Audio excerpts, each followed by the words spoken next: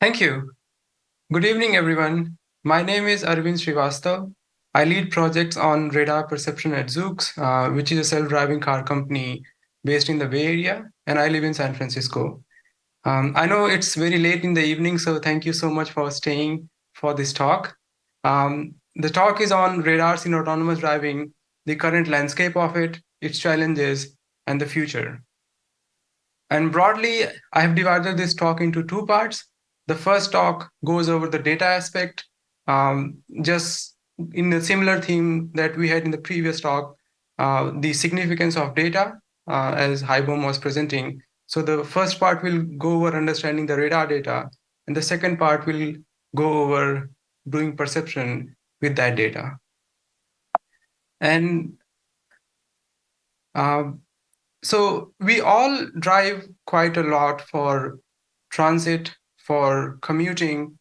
But if we look at the statistics, human driving is not super safe, right? In 2022, over 90% of the car crashes were caused by human errors, which were avoidable. Autonomous driving, in comparison, offers a promise of safe and comfortable transportation. And at Zoox, safety is at the core of everything we do. And not just that, we are inventing a future of transportation that is designed around riders, not drivers. So how does autonomous driving work? Broadly, it consists of three components: perception, prediction, and planning. Perception is what detects and tracks hundreds of objects in a scene in real time, for example, a car, bike, pedestrian, and tracks them as they move.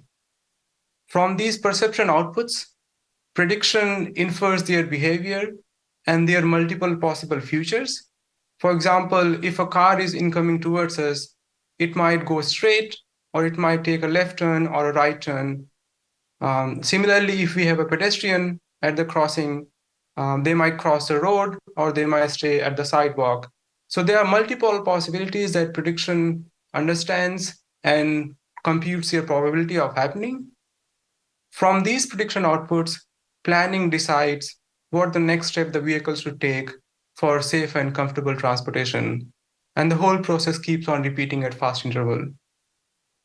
Now you might ask, is the whole process this simple? But the devil lies in the detail. Here, my focus is on perception. So we'll look at what responsibilities perception has. And broadly, it provides the basis for safe autonomous driving.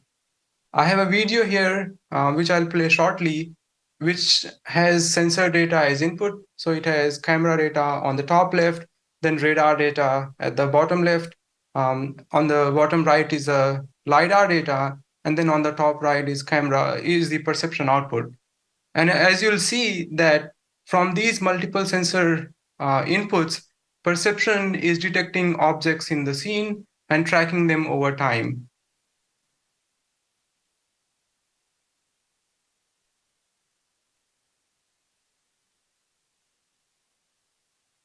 Now, so this is how perception tries to work and produce outputs.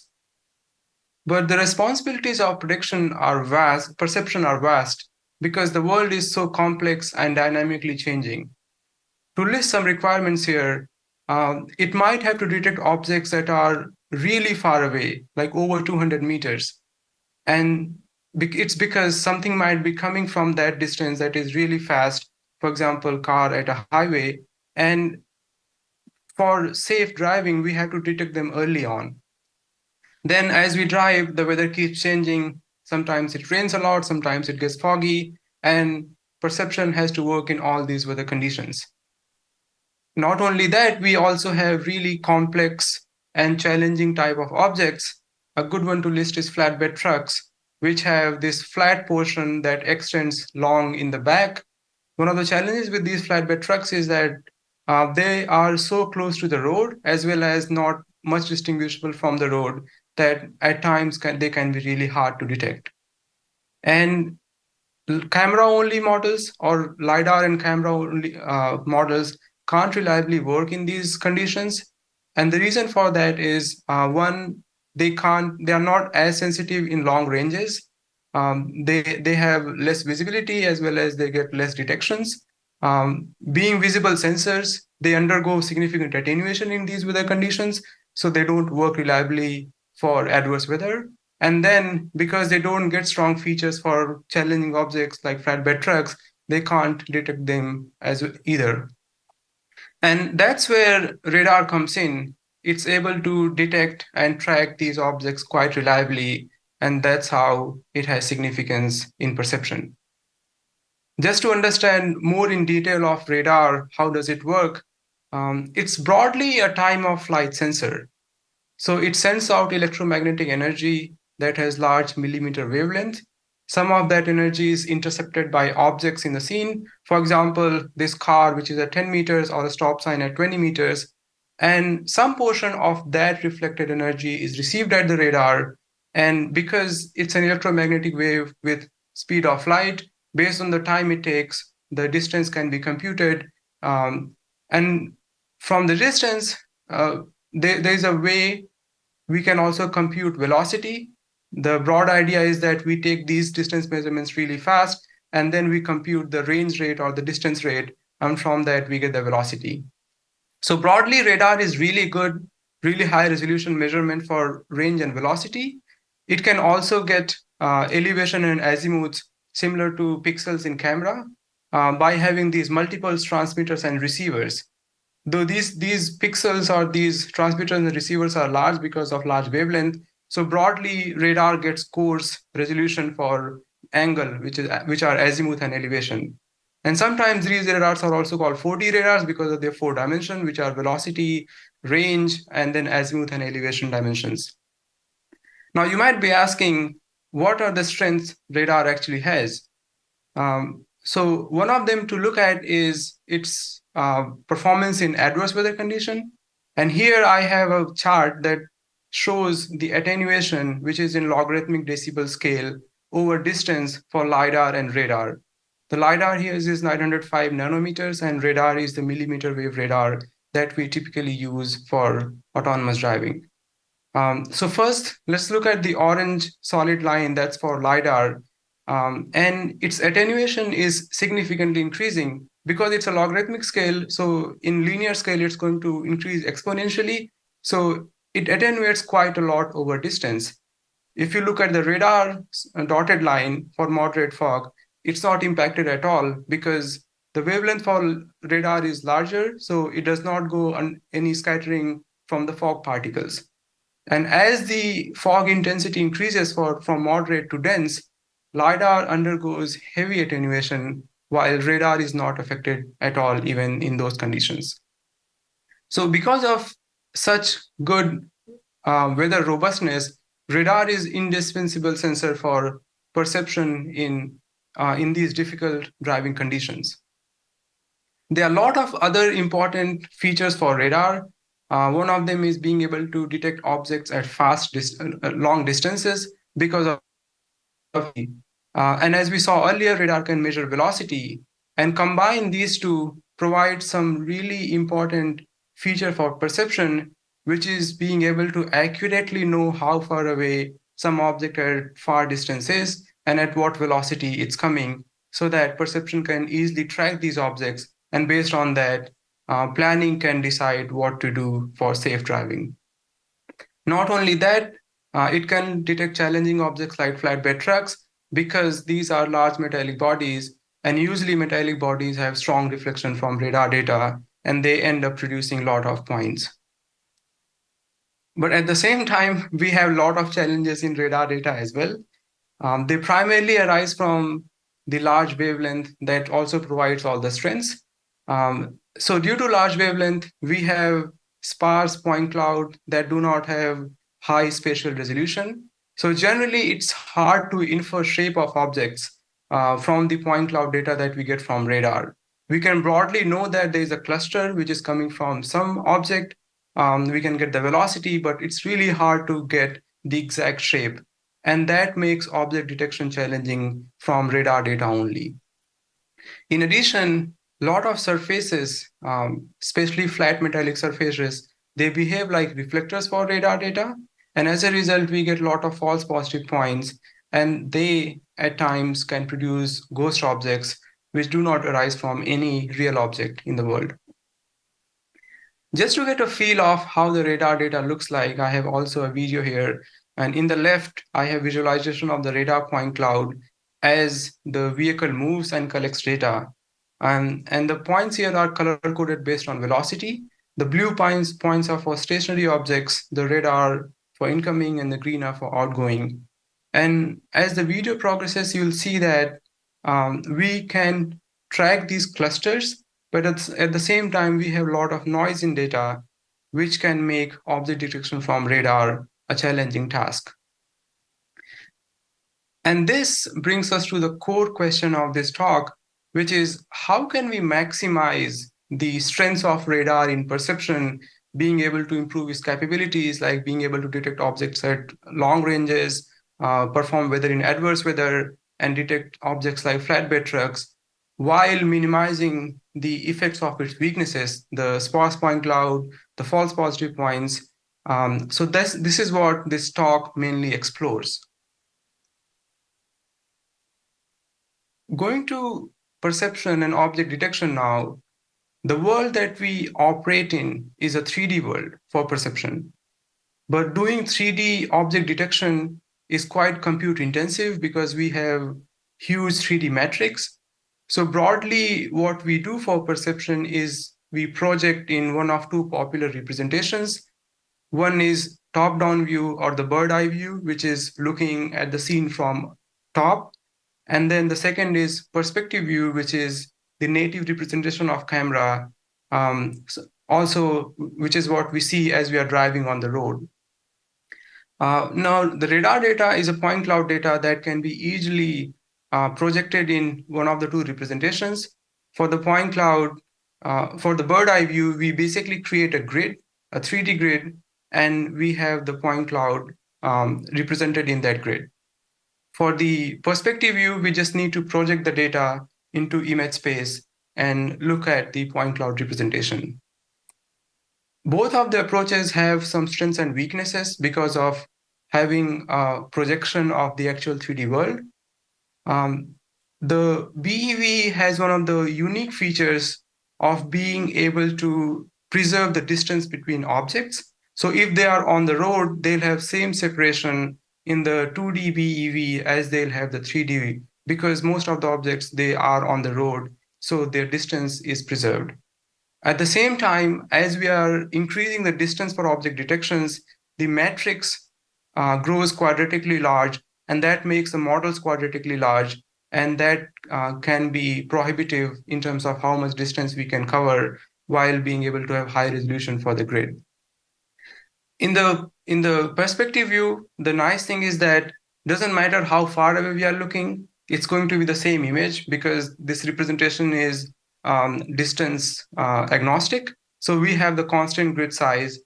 At the same time, because this representation is in azimuth and elevation, which are low resolution for radar data, so we end up having a coarse representation of radar data in general. Conventionally, for perception, we have followed an approach which is called late fusion approach, in which for providing the perception output, we have object detection models for individual LiDAR, camera, and radar data. So LiDAR model will take LiDAR data as input and produce its own object detection with shape, size, class, etc. Camera will do the same, and radar will do the same. And finally, these objects are combined together to provide the final perception detection using a 3D association module, which is also a machine learning module that provides these detection outputs. And in this approach, these sensors provide their own strengths. LiDAR has dense, high-resolution point cloud, so it can accurately provide 3D shape of objects, their fine-grained class. Camera can provide similar fine-grained class, as well as well detection of small objects like pedestrians, and then objects and signs that require color, for example, traffic lights. Radar broadly contributes only for velocity because it's the only sensor that gets velocity measurement. and long-range detection because of its sensitivity at high ranges. And these attributes are fused together in the final unified detection output that combines the features from these detections.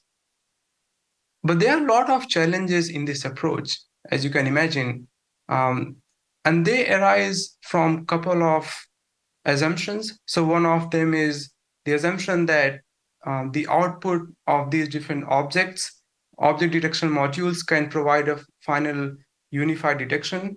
But that doesn't work well because um, what we are doing essentially is taking detections and not the inherent features of the detections, and from these detection outputs trying to create the final output, but that lacks the underlying feature in the data.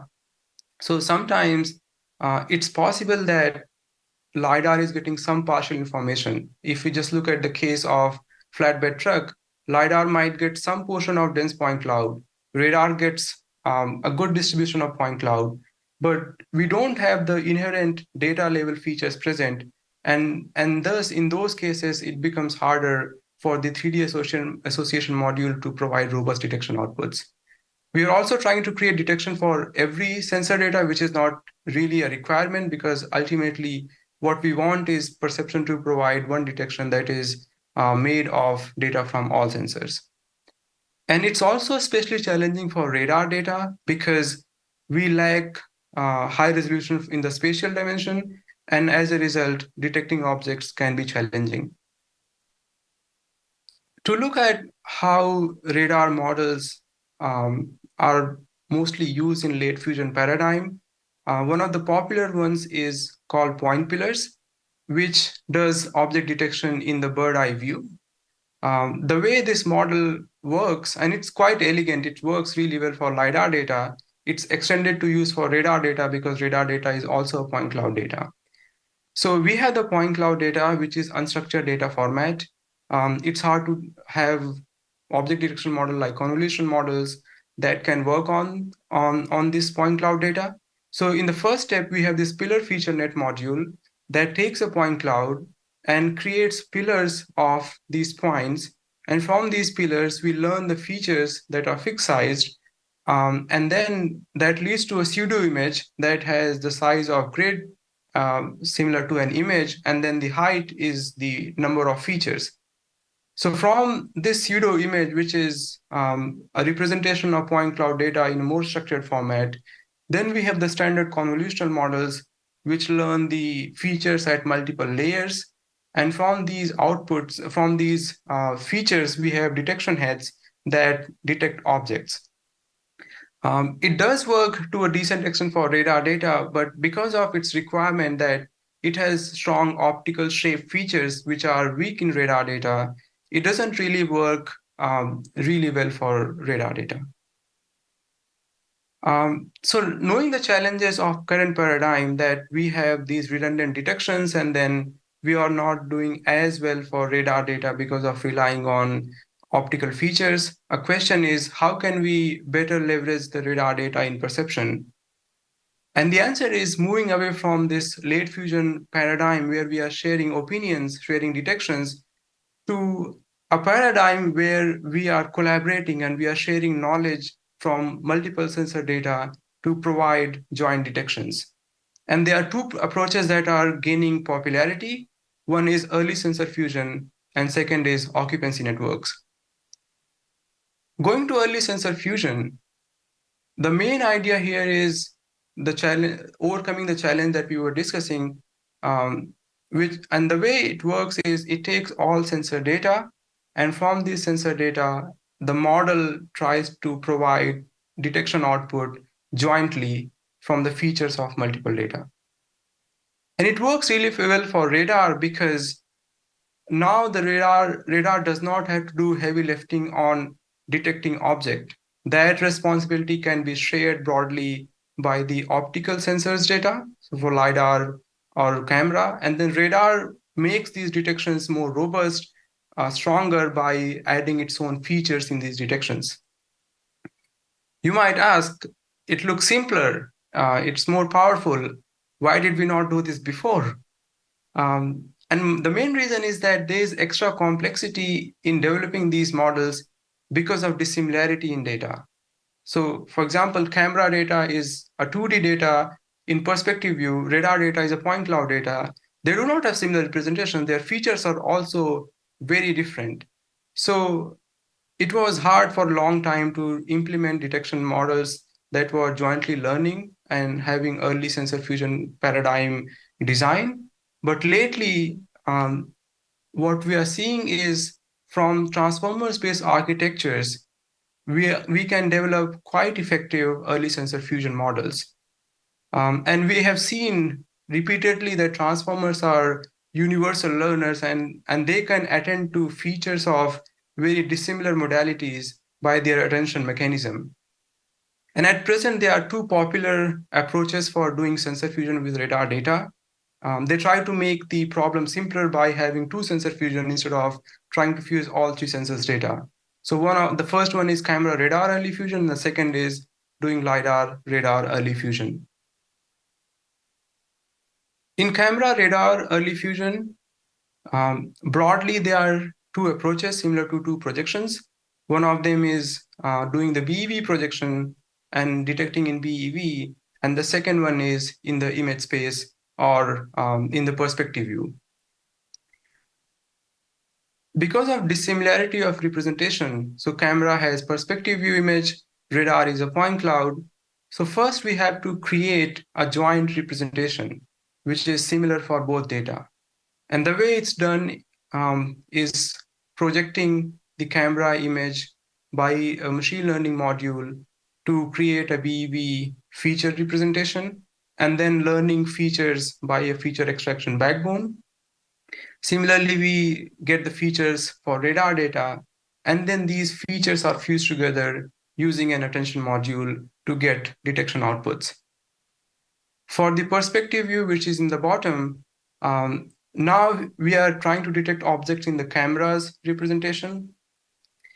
The popular approaches are first having preliminary detections from camera images, and then in those detections, finding out the radar points that lie, learning features from these points that lie in those detections, and then combining the features using some attention module to get final detection outputs.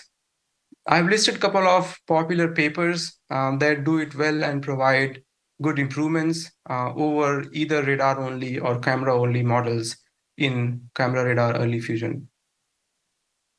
For the LiDAR radar early fusion, if you think about it, the problem is even simpler. We have point cloud data for both LiDAR and radar, even though they have quite dissimilar features. So it's simpler, and the way it's done is we have the LiDAR point cloud data.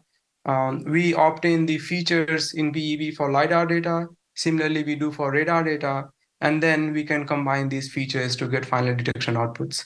And similarly, I've listed some models here that are popular and work quite effectively in providing detections from LiDAR radar data.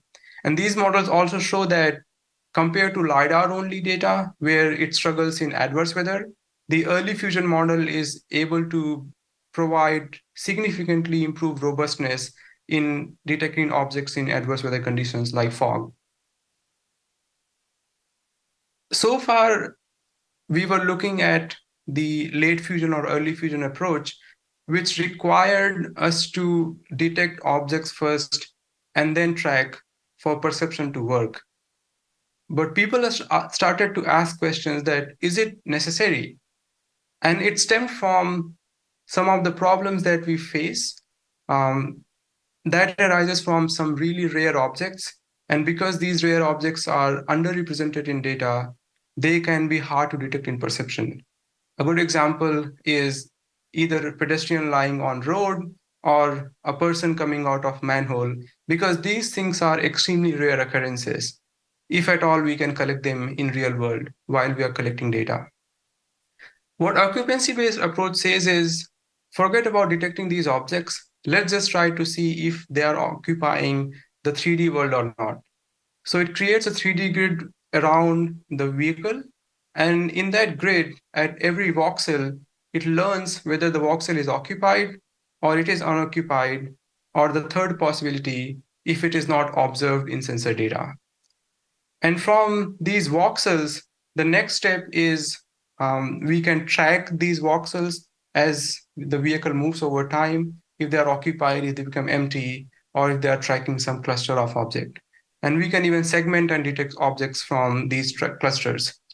And it works quite well for rare objects because it doesn't have to know what kind of object that is. As long as it is occupying something, that means it's not good for the vehicle to drive in that area. How can radar help in this approach? So as I mentioned earlier, radar has a lot of unique features, better velocity, better adverse weather performance, and better ability to detect some challenging objects. So if we have this paradigm where we are doing occupancy estimation from multiple sensor data, then we can have better representation of these voxels, as well as we can track them better because radar has instantaneous velocity with each detection, so it can provide better velocity for each voxel, which in turn will help in better tracking. Improve range coverage because radar has higher sensitivity to long ranges, so it can also help in extending the range for this grid, and robustness to weather condition, as well as providing joint features for objects that can be challenging to detect in only one sensor. So this way, this approach is still new, but it's gaining popularity and it has potential to make perception significantly more safe. In conclusion, we went over the radar data and saw that it has a lot of unique strengths, but it also suffers from sparsity and noise in data.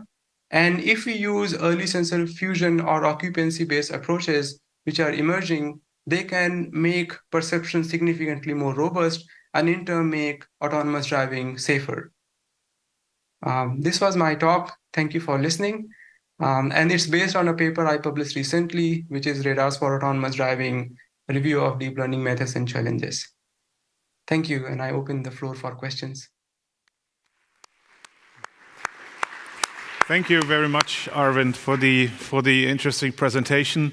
Do we have any questions in the room?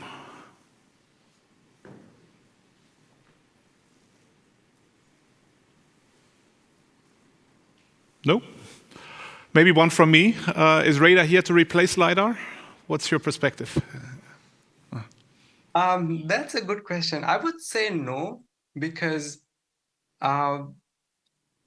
ultimately we are in a world that's complex and we want to get as rich a representation of the world.